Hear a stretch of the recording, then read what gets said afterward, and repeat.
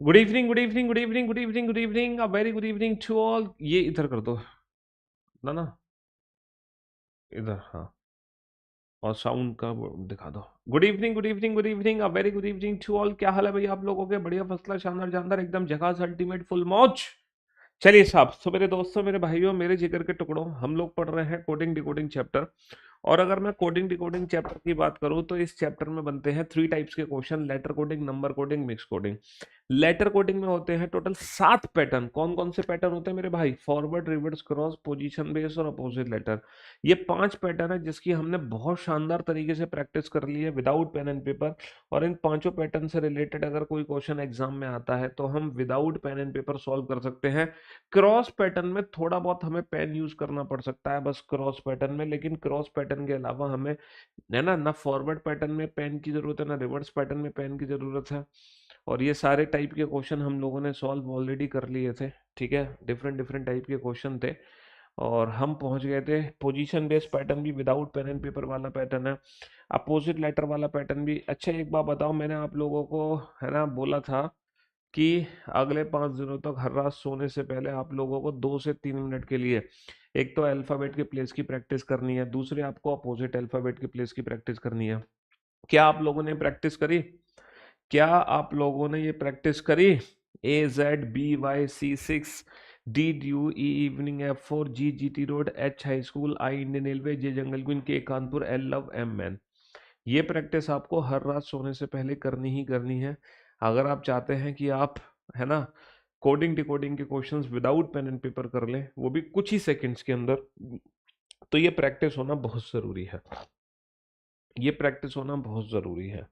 चलिए साहब, फिर हमने अपोजिट लेटर से रिलेटेड आंसर्स दिए थे। अब हम चलते हैं, है ना, अब हम चलते हैं अगले पैटर्न की तरफ। देखता हूँ मैंने आपको पैटर्न के नाम कहाँ कहाँ लिखाए थे। कहाँ लिखाए थे मैंने पैटर्न के नाम? आप लोगों को दोबारा से लिखा देता हूँ, दोबारा से लिखा देता हूँ। लेटर कोडिंग के जो पैटर्न थे, 40 क्वेश्चन हम लोग बना चुके हैं। कितने क्वेश्चन बना चुके हैं? 40 क्वेश्चन हम लोग बना चुके हैं। और अगर मैं बात करूँ लेटर कोडिंग की, है ना, अगर मैं बात करूँ लेटर कोडिंग की, तो 40 क्वेश्चन हम लोग अभी तक सॉल्व कर चुके हैं। सबसे पहला जो पैटर्न हमने पढ़ा था, है ना, लेटर कोडिंग में सबसे फर्स्ट पैटर्न, वो था फॉरवर्ड पैटर्न, यानी कि सीधा क्रम। दूसरा जो पैटर्न था, है ना, that is this is reverse pattern, यानी कि उल्टा क्रम। तीसरा जो पैटर्न था इसमें, वो था क्रॉस पैटर्न, यानी कि तिरछा क्रम। चौथा पैटर्न था पोजीशन बेस्ड पैटर्न, जहां पर सिर्फ और सिर्फ पोजीशंस चेंज हो रही थी। नेक्स्ट पैटर्न था अपोजिट लेटर, जहां हम लेटर्स को उनके अपोजिट लेटर यानी कि विपरीत में बदल देते। कॉमन कोडिंग, और उसके बाद जो आएगा लास्ट पैटर्न, वो है इलॉजिकल। इलॉजिकल।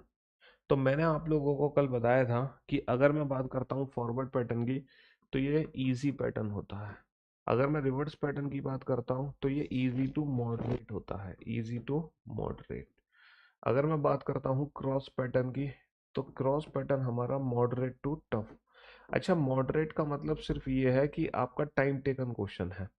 अगर मैं पोजीशन बेस्ड पैटर्न की बात करूं तो ये बहुत इजी पैटर्न है। अपोजिट लेटर बहुत इजी पैटर्न है। कॉमन कोडिंग बहुत इजी पैटर्न है।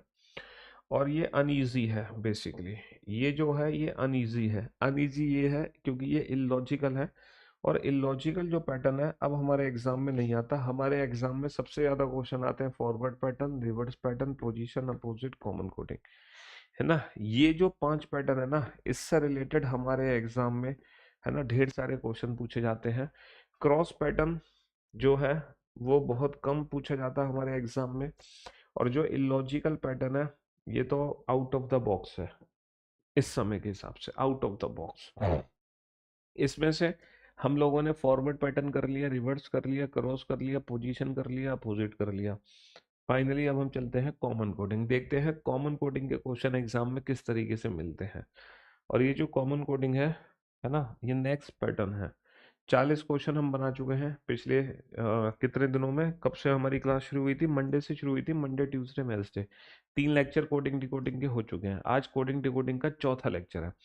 तो जिस बच्चे ने लास्ट 3 लेक्चर कोडिंग डिकोडिंग के नहीं देखे हैं, मैं उन बच्चों से रिक्वेस्ट करूंगा लास्ट 3 लेक्चर जरूर देखो। क्लास PDF सारी नोट सेक्शन में अवेलेबल है। और यूट्यूब वाले बच्चों के लिए टेलीग्राम चैनल पे अवेलेबल है ना? हाँ जी। चलिए फटाफट से इस क्वेश्चन का आंसर तो जल्दी से। एक निश्चित कोड भाषा में ऑरेंज की कोडिंग है, एप्पल की कोडिंग है, तो ग्रेप की कोडिंग क्या होगी? अब मैं यहाँ पर एक चीज देख रहा हूँ, देखो यहाँ पे 2 बार पी का यूज हुआ है, यहाँ पर 2 बार परसेंटेज का यूज हुआ है, तो मुझे पता है क्या लग रहा है, मुझे ऐसा लग रहा है जिस लेटर के नीचे जो सिंबल है बस वही उसका कोड है। जिस लेटर के नीचे जो सिंबल है बस वही उसका कोड है। इस चीज को प्रूफ यहां से कर लेते हैं। सर ये ई जो है लास्ट लेटर है, यहाँ पर भी ई लास्ट लेटर है, और इस पर्टिकुलर वर्ड में जो स्टार है वो लास्ट सिंबल है, और इस एप्पल की जो कोडिंग है उसमें भी जो हमारा स्टार है वो लास्ट सिंबल है। जिसका मतलब ये है जिस लेटर के नीचे जो सिंबल है बस वही उसका कोड है, इसमें कोई लॉजिक यूज नहीं होता, कॉमन कोडिंग में कोई लॉजिक यूज नहीं होता।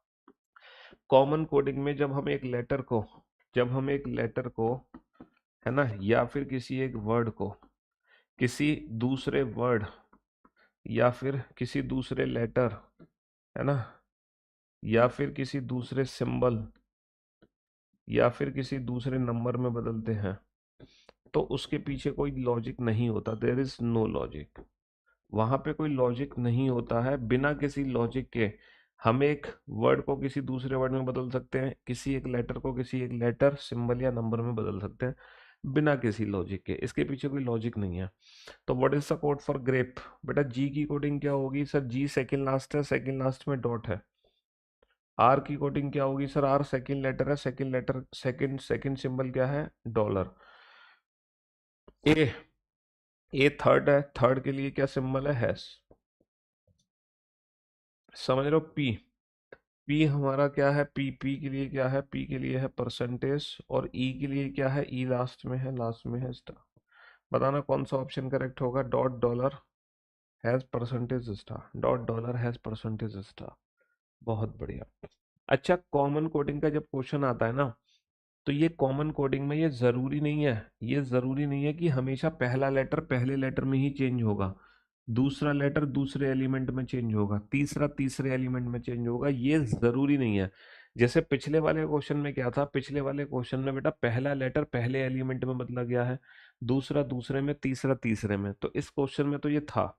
लेकिन जरूरी नहीं है कॉमन कोडिंग में हर बार ऐसा हो कि पहला लेटर पहले ही एलिमेंट में बदला जाएगा, दूसरा दूसरे में बदला जाएगा, तीसरा तीसरे में। सर इस क्वेश्चन को देखिए, गलत दिया है। कौन से क्वेश्चन को देखूं मैं? हम्म किस क्वेश्चन को देखूं?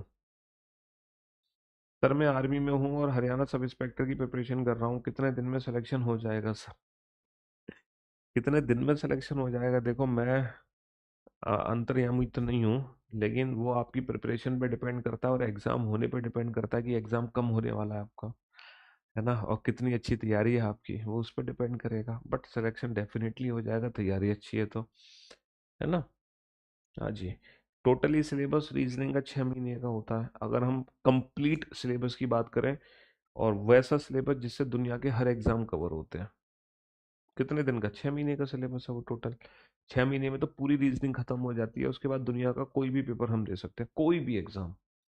समझ रहे हो? ये 6 महीने तब है जब बहुत स्लो हम पढ़ते हैं लाइव सेशन में, लेकिन अगर हम रिकॉर्डेड पढ़ें तो 2 से 3 महीने हमारे लिए सफिशिएंट होते हैं रीजनिंग के सिलेबस को कंप्लीट करने के लिए।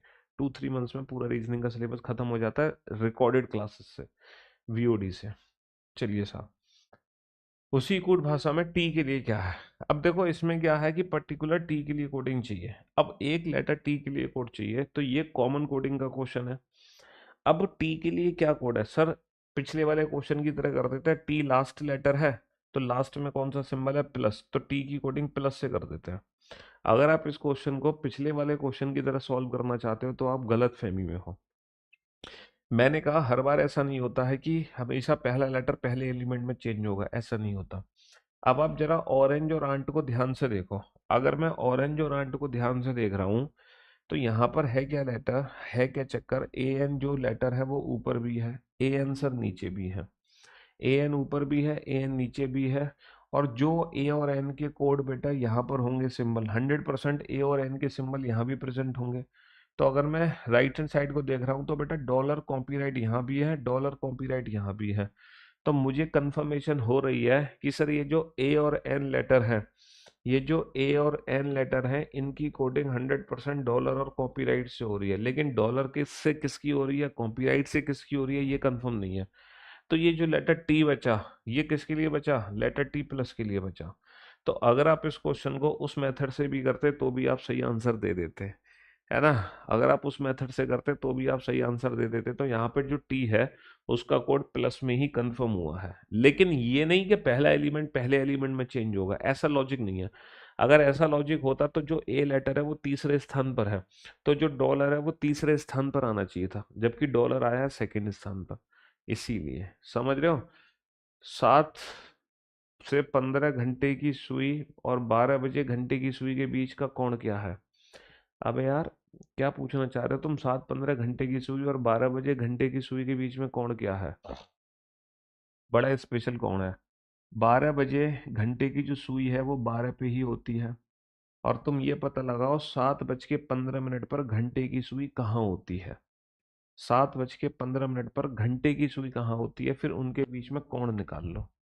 ठीक है। 7:15 का मतलब पता है क्या है, इसका सीधा सीधा मतलब है कि 12 बजे से लेके 7:15 तक घंटे की सुई कितनी डिग्री चलेगी, जितनी डिग्री चलेगी उतनी डिग्री का कोण बन जाएगा। तो 12 बजे से लेके अगर मैं 7:15 तक की बात करता हूं तो ये होते हैं 7 घंटे 15 मिनट। 7 घंटे 15 मिनट। और 7 घंटे का मतलब क्या है, 7 × 60 प्लस का 15 मिनट, 7×6 = 42, 420 प्लस का 15 मिनट यानी कि 435 मिनट। और दुनिया जानती है कि जो घंटे की सुई है 1 मिनट में आधा डिग्री चलती है। तो 435 मिनट में कितनी डिग्री चलेगी, 435 मिनट में 2 दूनी 4, 2 × 1 = 2, 217.5।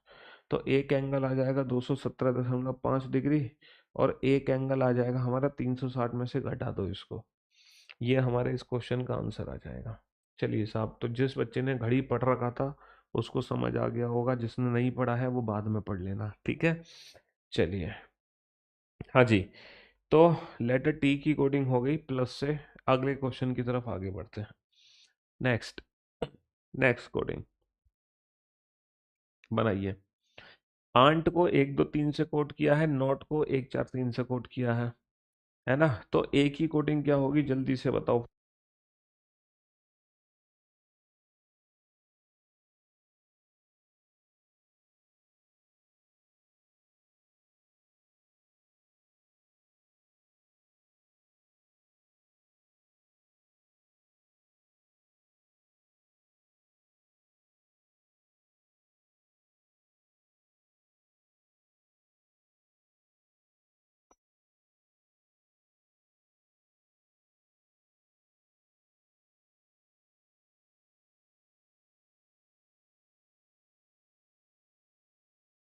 हाँ जी। तो मेरे दोस्तों, मेरे भाइयों, मेरे जिगर के टुकड़ों, आंट को 1 2 3, नॉट को 1 4 3। तो लेटर ए की कोडिंग क्या होगी सर, ये भी कॉमन कोडिंग का क्वेश्चन है। अब ऐसा मत करना पहला लेटर पहले नंबर में चेंज होगा ना, पहला लेटर किसी भी नंबर में चेंज हो सकता है, वो भी बिना किसी लॉजिक के। कोई लॉजिक नहीं है सर, एंटी लेटर यहां भी है, एंटी लेटर यहां भी है। सर राइट हैंड साइड पे दो नंबर कॉमन है, 1 3 और 1 3। इसका मतलब क्या हो गया, इसका मतलब क्या हो गया, एंटी एंटी को हटा दो, 1 3 को हटा दो। तो ये जो लेटर ए बचा, ये किसके लिए बचा सर, ए बचेगा 2 के लिए। ए किसके लिए बचेगा, देखो एन और टी की कोडिंग किससे हो गई सर, एन और टी की कोडिंग हो गई 1 और 3 के साथ। अब हमें ये नहीं पता एन का कोड 1 है या 3 है, एक भी हो सकता है 3, लेकिन ये जो लेटर ए बचेगा ये 2 के लिए बचेगा। और यहाँ पर जो लेटर ओ बचेगा, ए किसके लिए बचेगा, 2 के लिए। और ओ किसके लिए बचेगा, ओ बचेगा सर 4 के लिए। ये कोडिंग हमें पता चलेगी, इसके अलावा और कोई भी कोड हमें पता नहीं चलेगा। हमारी क्लास डेली स्टार्ट होती है कितने बजे, 4 बजे शुरू होती है। चलिए साहब, नेक्स्ट क्वेश्चन आपके सामने है। ऑरेंज को कोड किया, एप्पल को कोड किया, ग्रेप की कोडिंग क्या होगी। अब ऐसे क्वेश्चन एग्जाम में फंसा देते हैं हम, पता है क्या करते हैं इन क्वेश्चंस में, इन क्वेश्चंस में हम लॉजिक ढूंढने लगते हैं जैसे ये ऑरेंज वर्ड है, ORANGE, ऑरेंज को कोड किया मैंने ZYXVUW से। ये क्वेश्चन एग्जाम में बहुत टाइम वेस्ट कराता है। पता है क्यों टाइम वेस्ट कराता है? इसलिए टाइम वेस्ट कराता है कि हम कोई ना कोई लॉजिक ढूंढते हैं। जब लॉजिक ढूंढते हैं ना, तो हमें कोई फॉरवर्ड पैटर्न में लॉजिकल सीक्वेंस मिलता, ना रिवर्स पैटर्न में, ना क्रॉस पैटर्न में, ना ये पोजीशन बेस्ड पैटर्न है, ना ही ये अपोजिट लेटर है। समझ रहे हो? पांचों जो पैटर्न हमने पढ़े हैं इस क्वेश्चन में, पांचों में से कोई भी पैटर्न काम नहीं करता। क्यों? क्योंकि ये छठे पैटर्न पर बेस्ड है, that is common coding. Common coding में क्या होता है, एक लेटर दूसरे एलिमेंट में चेंज होता है। अब सर जो ओ है वो इनमें से किसी में भी चेंज हो सकता है, या फिर ओ पहले का पहला, दूसरे का दूसरा, तीसरे का तीसरा, चौथे का चौथा, पांचवे का पांचवा, छठा का छठा। कॉमन कोडिंग में दो टाइप के क्वेश्चन है, या तो ओ लेटर इनमें से किसी में चेंज हो सकता है, या फिर पहले का पहला दूसरे का दूसरा। ये कंफर्मेशन हमें मिलती है इस सेकंड वर्ड से। ये जो एप्पल दे रखा है यहाँ पर, एप्पल की जो कोडिंग हमने की है वो की है XCCDW। तो हमें पता चल गया, देखो P के नीचे C है, P के नीचे C है, तो हमें पता चल गया ये एज इट इज कोडिंग है, पहले का पहला, दूसरे का दूसरा, तीसरे का तीसरा। और कंफर्मेशन सर E के नीचे W है, E के नीचे W है, लो और कंफर्मेशन ले लो। और ले लो सर A के नीचे X है, A के नीचे X है। तो ये कंफर्मेशन हमें मिल गई है कि पहले का पहला, दूसरे का दूसरा, तीसरे का तीसरा ही है। ये क्वेश्चन पिछले वाले क्वेश्चन की तरह नहीं है कि ये जो लेटर ए है वो किसी में भी बदला जा सकता है ना, पिछले वाले की तरह नहीं था। ये क्वेश्चन ऐसा नहीं है कि जो लेटर ए है वो किसी भी सिंबल में बदला जा सकता है ना। पिछले में तो ऐसा था, बट इसमें तो ग्रेप की कोडिंग क्या होगी सर? जी। सर जी यहाँ पर है, जी के नीचे यू है, तो यू, यू से शुरू होगा हमारा आंसर, है ना। आर, आर के नीचे क्या है सर? आर के नीचे वाई है, U Y, U Y, U Y. Option D is the right answer, option D is the right answer. बहुत बढ़िया। तो कॉमन कोडिंग बहुत इजी क्वेश्चन थे, बहुत इजी पैटर्न थे। अब मैं आपको ले चलता हूँ थोड़े से डिफरेंट टाइप के क्वेश्चंस की तरफ, जिन क्वेश्चंस को सॉल्व करने के लिए हमें मन की आंखों की जरूरत पड़ेगी। मन की आंखों की, मन की आंखों का मतलब समझ गए कि ये वो क्वेश्चन होंगे जो इलॉजिकल पैटर्न पर बेस्ड है। बट ये क्वेश्चन पहले एग्जाम में आते थे, बट अब ये question out of the box, out of the syllabus है। बट ऐसा नहीं है कि तुम क्लेम कर सकते हो किसी कंपनी पर कि मेरे एग्जाम में क्वेश्चन क्यों पूछ लिया, वो उसकी मर्जी है, वो पूछ सकता है। बस देखा जा रहा है कि आजकल ऐसे क्वेश्चन आ नहीं रहे हैं। ठीक है, ये बिल्कुल डिफरेंट टाइप के क्वेश्चन है। इन क्वेश्चंस को सॉल्व करने के लिए मन की आंखों की जरूरत है। इन क्वेश्चन में ना तो फॉरवर्ड पैटर्न है ना, इन क्वेश्चंस में ना तो फॉरवर्ड पैटर्न है, ना रिवर्स पैटर्न है, ना ही क्रॉस पैटर्न है, ना ही पोजीशन बेस्ड है ये क्वेश्चन, ना ही ये क्वेश्चन अपोजिट लेटर पे बेस्ड है, और ना ही ये क्वेश्चन कॉमन कोडिंग पर बेस्ड है ना। ये क्वेश्चन है जिनके लिए हमें मन की आंखों की जरूरत पड़ेगी। अब आप बहुत देर से मतलब सोच रहे होंगे, आज चौथा दिन है इस चैप्टर का, तो आप लोग ये सोच रहे होंगे सर एक बात बताओ, लेटर कोडिंग पढ़ाते पढ़ाते आपको 4 दिन हो गए, आज चौथा दिन है। सर आप लोग, आपने टोटल 7 पैटर्न बताए। सर ये बताओ कि एग्जाम में हमें पता कैसे चलेगा कि जब क्वेश्चन हमारे सामने होगा वो इन सातों पैटर्न में से किस पैटर्न से बिलोंग करता है। सर आप तो क्वेश्चन सीक्वेंस में करा रहे हो, आपने पहले ये 3 पैटर्न कराए, फिर ये वाला कराया, फिर ये कराया, फिर ये, तो हमें तो पता है कि यही पैटर्न लगना है, तो हम क्वेश्चन बना पा रहे हैं। लेकिन सर एग्जाम में जब क्वेश्चन आएगा तो हम कैसे डिसाइड करेंगे कि उस क्वेश्चन में इन सातों में से कौन सा पैटर्न है? विदाउट पेन कैसे डिसाइड करेंगे हम? कैसे डिसाइड करेंगे सर एग्जाम में कि कौन सा पैटर्न है हमारे क्वेश्चन के अंदर? तो ये डिसीजन देने के लिए, है ना, हमें थोड़ा सा और इंतजार करना पड़ेगा। बस ये वाले क्वेश्चन और मैं आपको करा दूं, इसके बाद फिर मैं आपको बताऊंगा कि एग्जाम में आप क्वेश्चन को विदाउट पेन कैसे सॉल्व करोगे। एग्जाम में आप कैसे बताओगे, क्योंकि यहाँ तो मैं क्वेश्चन आपको सीक्वेंस वाइज करा रहा हूँ। भाई पहले मैंने एक पैटर्न कराया, फिर दूसरा, फिर तीसरा, फिर चौथा, तो आपको पता है कि हाँ यही पैटर्न लगना है। लेकिन एग्जाम में तो पूरा पता ही नहीं, क्वेश्चन कहीं से भी आ सकता है। तो इसके लिए आपको बस थोड़ा सा वेट करना पड़ेगा, फिर मैं आपको बताऊंगा कि एग्जाम में आप कैसे आइडेंटिफाई करते हैं कि कौन सा पैटर्न लगेगा इन सातों में से। लेकिन फिलहाल इस क्वेश्चन को मन की आंखों से देखो, सॉल्व कर दिया आपने, बहुत बढ़िया। सर अगर इस पर्टिकुलर वर्ड को मैं उल्टा पढ़ूं, अगर इस वर्ड को सर मैं उल्टा पढ़ूं तो ये क्या लिखा हुआ है, ईस्ट। सर इस पर्टिकुलर वर्ड को अगर मैं उल्टा पढ़ूंगा तो क्या लिखा हुआ है, वेस्ट। सर इस पर्टिकुलर वर्ड को अगर मैं उल्टा पढ़ूंगा तो क्या लिखा हुआ है, नॉर्थ। तो मेरा कहने का मतलब है, इसमें कुछ नहीं है, बहुत ही बेसिक कॉमन सेंस है। ईस्ट, ईस्ट का अपोजिट वेस्ट। नॉर्थ, नॉर्थ का अपोजिट क्या हो जाएगा, नॉर्थ का अपोजिट साउथ। अब ये बताओ, साउथ को उल्टा लिख दो, HTUO, साउथ को उल्टा लिख दो, SOUTH। साउथ को उल्टा लिख दो। सर ईस्ट का अपोजिट वेस्ट, नॉर्थ का अपोजिट साउथ। साउथ उल्टा क्या लिखा हुआ है, साउथ उल्टा लिखा हुआ है ऑप्शन बी में। साउथ उल्टा क्या लिखा हुआ है, साउथ उल्टा लिखा है ऑप्शन बी में। बहुत ही बेसिक सा क्वेश्चन था, है ना। चलिए साहब, नेक्स्ट, नेक्स्ट क्वेश्चन की तरफ बढ़ते हैं। अब जरा इस क्वेश्चन को ध्यान से देखो। वही, ये जितने भी थोड़े से मन की आंखों वाले क्वेश्चन है, इन पे एक एक स्टार डाल देते हैं। मन की आंखों वाले क्वेश्चन पे एक एक स्टार डाल देते हैं। चलिए साहब, अब आप इस क्वेश्चन को ध्यान से देखो। अगर आप लेटर टू लेटर कोई कोड पता लगाने की कोशिश कर रहे हो तो आप परेशान हो जाओगे और आप कोड पता लगा ही नहीं सकते। अगर आप लेटर टू लेटर कोड पता लगाने की कोशिश कर रहे हो तो आप परेशान हो जाओगे, कोड पता लग ही नहीं सकता, क्योंकि इस क्वेश्चन को हमें देखना पड़ेगा मन की आंखों से।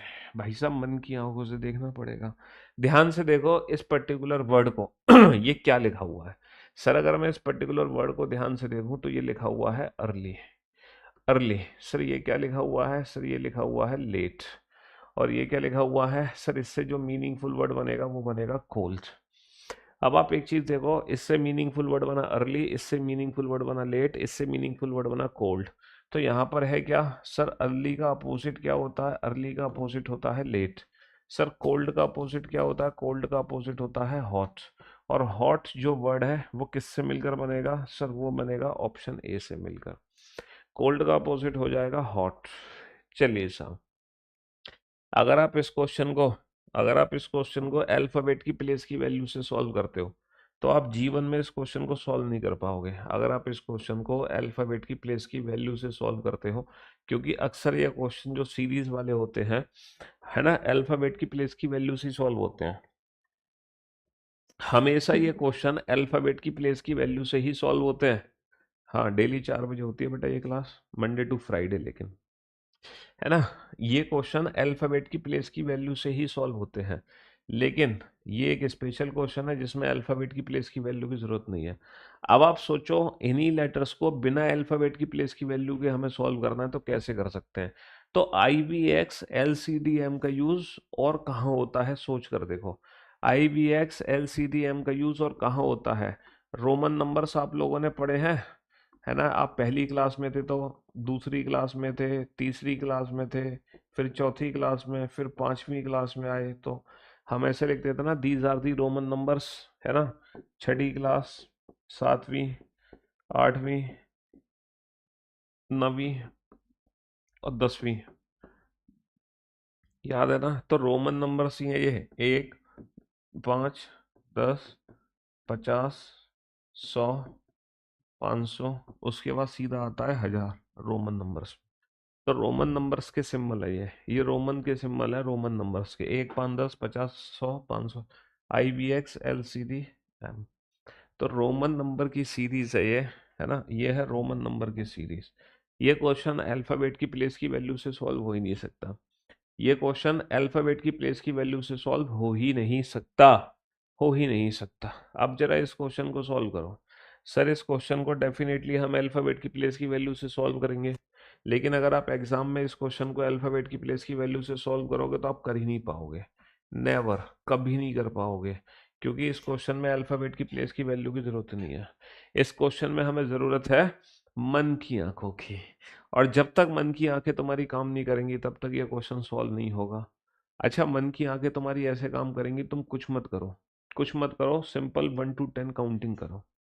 आप कुछ मत करो, सिंपल 1 to 10 काउंटिंग करो फटाफट से।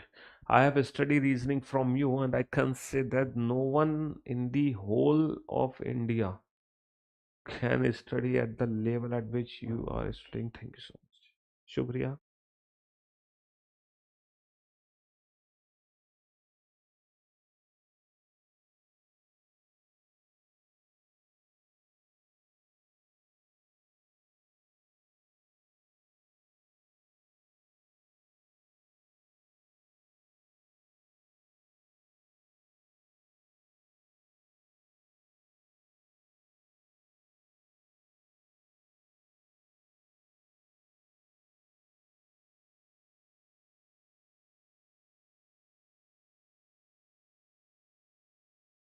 हाँ जी सर, वन शॉट वाली वीडियो और अपलोड करा दी है यूट्यूब पर। भाई साहब, वन शॉट वाली वीडियो अपलोड होने लग रही है यूट्यूब चैनल पर। मेरे यूट्यूब चैनल पर मैंने कितनी सारी वन शॉट वीडियो अपलोड करा दी है, हाँ? कितनी सारी वन शॉट वीडियो हमने अपलोड करवा दी है। तो ये क्वेश्चन सॉल्व करने के लिए आपको कुछ नहीं करना, बस 1 to 10 काउंटिंग करनी है। जैसे O N E 1 O, है ना? O 1, O for 1, 2, T for 2, T for 3, 1 2 3 4 5 6 7 8 9 10, T for 10। तो T is the right answer. T is the right answer. 1 to 10 counting करनी है बेटा, 1 to 10। बीच में नेट चला गया था इसलिए आप क्वेश्चन नहीं देख पाए थे, मैं आपको बता रहा हूँ फिर से। 1 2 3 4, है ना? 1 2 3 4 5 6 7 8 9 10, T for 10 आ जाएगा। T for 10 आ जाएगा। तो option D is the right answer. Option D is the right answer. अगर आप इस क्वेश्चन को अल्फाबेट की प्लेस की वैल्यू से सॉल्व करना चाहते हो, तो चाहकर भी आप इस क्वेश्चन को अल्फाबेट की प्लेस की वैल्यू से सॉल्व नहीं कर सकते, कभी नहीं कर सकते। आप सोच रहे हो, हालांकि ये क्वेश्चन हमेशा अल्फाबेट की प्लेस की वैल्यू से सॉल्व होते हैं, लेकिन ये वाला नहीं होगा अल्फाबेट की प्लेस की वैल्यू से सॉल्व। ध्यान से देखो इस क्वेश्चन को। इस क्वेश्चन में क्या लिखा हुआ है, ध्यान से देखो। मन की आंखों से ये क्वेश्चन सॉल्व होगा जब आप इस क्वेश्चन को मन की आंखों से देखोगे। तो भैया मन की आंखों से देखो, जनवरी फरवरी मार्च अप्रैल मई जून जुलाई। जनवरी फरवरी मार्च अप्रैल मई जून जुलाई, J for July. J for जुलाई आ गया, बहुत बढ़िया। हालांकि ये वाला जो क्वेश्चन है सर, इस क्वेश्चन को भी हम एग्जाम में कैसे सॉल्व करते? सर ये क्वेश्चन भी एग्जाम में सॉल्व होता किससे? अल्फाबेट की प्लेस की वैल्यू से। लेकिन अगर आप इस क्वेश्चन को अल्फाबेट की प्लेस की वैल्यू से सॉल्व करोगे तो कभी नहीं कर पाओगे, कभी भी नहीं कर पाओगे, है ना? इसलिए इसको देखना पड़ेगा मन की आंखों से। अगर मैं इस क्वेश्चन को मन की आंखों से देखूं तो क्या लिखा हुआ है? Monday Tuesday Wednesday Thursday Friday Saturday Sunday. Monday Tuesday Wednesday Thursday Friday Saturday Sunday, है ना? S for Sunday, S for Sunday. तो कहने का मतलब है हमने कर लिए हैं पूरे 50 क्वेश्चन, और ये जो 50 क्वेश्चन किए हैं ये हमने किए हैं लेटर कोडिंग से रिलेटेड, है ना? कोडिंग डिकोडिंग में 3 कोडिंग है, जिसमें से हमने लेटर कोडिंग कंप्लीट कर ली है, और लेटर कोडिंग के हमने किए हैं 50 क्वेश्चन। अब बात ये है सर, आपने जो 50 क्वेश्चन कराए ना वो सीक्वेंस में कराए हैं, है ना? क्वेश्चन से पहले ही हमें पता था कि इस क्वेश्चन में क्या लॉजिक लगना है। अब बताओ सर, जब एग्जाम में क्वेश्चन आएगा लेटर कोडिंग का तो हम कैसे पहचानेंगे कि इस क्वेश्चन में क्या लॉजिक है? तो अब हम बात करते हैं एग्जाम में पूछे गए क्वेश्चन की, कि जब एग्जाम में क्वेश्चन आएगा तो उस क्वेश्चन को विदाउट पेन एंड पेपर आप कैसे सॉल्व करोगे, कैसे आइडेंटिफाई करोगे कि इस क्वेश्चन में क्या लॉजिक है, आपकी अप्रोच क्या होनी चाहिए क्वेश्चन को देखने के बाद। तो ध्यान से सुनना मेरे भाई, और ध्यान से समझने की कोशिश करना। जैसे एग्जाम में लेटर कोडिंग का क्वेश्चन आया, एग्जाम में लेटर कोडिंग का क्वेश्चन तुम्हारे सामने आया, तुम्हें क्या करना है? क्वेश्चन को देखते ही तुरंत तुम्हारे दिमाग में क्लिक होना चाहिए, कहीं ये क्वेश्चन पोजीशन बेस्ड पैटर्न पे तो आधारित नहीं है। ये बताओ, पोजीशन बेस्ड पैटर्न को चेक करने के लिए आपको अल्फाबेट के प्लेस लिखने हैं? नहीं लिखने। पोजीशन बेस्ड पैटर्न तो ऐसे ही चेक हो जाता है, जैसे कि एक वर्ड है EARLY। अगर मैं अर्ली को चेंज करता हूँ RALYE में, तो हमें पता चल गया ना सर, ये जो क्वेश्चन है पोजीशन बेस्ड पैटर्न पर आधारित है। यहाँ पे सिर्फ और सिर्फ लेटर्स की हेराफेरी हो रही है और कुछ नहीं हो रहा। तो सबसे पहले क्वेश्चन को देखते ही हमें चेक करना है कहीं क्वेश्चन पोजीशन बेस्ड पैटर्न पे तो आधारित नहीं है। अगर पोजीशन बेस्ड पैटर्न पे नहीं है, तुरंत आप समझो अपोजिट लेटर तो नहीं है कहीं। अपोजिट का मतलब AZBY C6D E evening F4 G GT road H high school I Indian railway J jungle queen K Kanpur L love MN।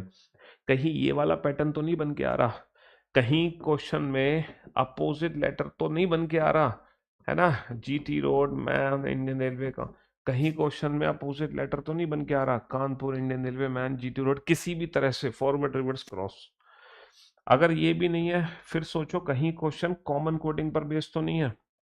Common coding जो अभी मैंने कराई थी थोड़ी देर पहले, क्योंकि ये जो 3 पैटर्न है ना, यकीन मानो अगर आपके एग्जाम में इन तीनों में से कोई पैटर्न यूज हो रहा है तो मैक्सिमम 10 से 15 सेकंड लगते हैं और वो भी विदाउट पेन आंसर देने में, विदाउट पेन आंसर देने में, विदाउट पेन एंड पेपर। कितने सेकंड लगते हैं? 10 से 15 सेकंड लगते हैं, अगर इन तीनों में से कोई एक पैटर्न है तो। अगर इन तीनों में से कोई है तो 10-15 सेकंड में आप तुरंत पहचान लोगे अपोजिट पोजीशन या कॉमन कोडिंग है तो नहीं, तुरंत पहचान लोगे क्वेश्चन को देखते ही। क्यों? क्योंकि अल्फाबेट की प्लेस की रिक्वायरमेंट ही नहीं है इन तीनों पैटर्न के लिए। अगर मान लो एग्जाम में इन तीनों में से कोई पैटर्न काम नहीं कर रहा, इसका मतलब है फिर हमें अल्फाबेट की प्लेस वैल्यू लिखनी पड़ेगी, और कोई चारा नहीं है। फिर जब आप अल्फाबेट की प्लेस की वैल्यू लिखोगे तो लिखने के बाद सबसे पहले आप अपने दिमाग में चेक करना कहीं फॉरवर्ड पैटर्न तो नहीं है। फॉरवर्ड नहीं है तो फिर आप जाना रिवर्स पैटर्न पे, और रिवर्स भी नहीं है फिर आप चेक करना क्रॉस पैटर्न। इसलिए मैंने कहा था क्रॉस पैटर्न में समय लगता है। क्यों? क्योंकि अगर क्रॉस पैटर्न का क्वेश्चन आपके एग्जाम में पूछा गया है तो पहले हम ये चेक करते हैं, फिर ये यहां तक पहुंचने में समय लग जाता है। तो फॉरवर्ड रिवर्स क्रॉस जब आप करोगे तो 10-15 सेकंड तो आपके यहाँ चले गए होंगे। अगर मान लो इन तीनों में से कोई एक पैटर्न है तो 10-15 सेकंड तो आपके चले गए होंगे। फिर अगर फॉरवर्ड पैटर्न का क्वेश्चन है तो अगले 10-15 सेकंड में वो क्वेश्चन आपका सॉल्व हो जाएगा तुरंत की तुरंत, है ना। रिवर्स पैटर्न है तो भी 10-15 सेकंड में सॉल्व हो जाएगा, लेकिन अगर क्रॉस पैटर्न है तो हो सकता है 20-30 सेकंड लग जाए क्वेश्चन का आंसर देने में। तो कहने का मतलब है कुल मिलाकर अगर 10 सेकंड यहाँ लिए तुमने, 10 सेकंड यहाँ लिए तो 20 सेकंड, या 15 सेकंड लिए 10 सेकंड लिए 25, या 10 लिए 15 लिए 25, या 15 लिए 15 लिए 30। कहने का मतलब है कुल मिलाकर अगर फॉरवर्ड रिवर्स क्रॉस पैटर्न का क्वेश्चन है तो वो क्वेश्चन आपका 25 से 40 सेकंड में सॉल्व हो जाएगा, है ना। अगर फॉरवर्ड रिवर्स क्रॉस पैटर्न है, मैं टोटल टाइम बता रहा हूँ आपको, 10-15 सेकंड में सॉल्व हो जाएगा, और 25-30 तो 35, और जितनी अल्फाबेट की प्लेस की प्रैक्टिस होगी उतनी जल्दी सॉल्व हो जाएगा। यहाँ थोड़ा सा समय लग जाएगा, अप टू 30 सेकंड्स तक मान लो, है ना। चलिए, अगर मान लो किस्मत हमारी इतनी खराब है, इतनी खराब है कि ये सब कुछ फेल है, तो फिर हम सोचेंगे इलॉजिकल तरीके से थोड़ा बहुत। हालांकि ये एग्जाम में नहीं आएगा, लेकिन फिर बच गया तो यही बचेगा। 99.99% जो क्वेश्चन है वो यहीं से सॉल्व हो जाते हैं, 99.99%। समझ रहे हो? जी हाँ।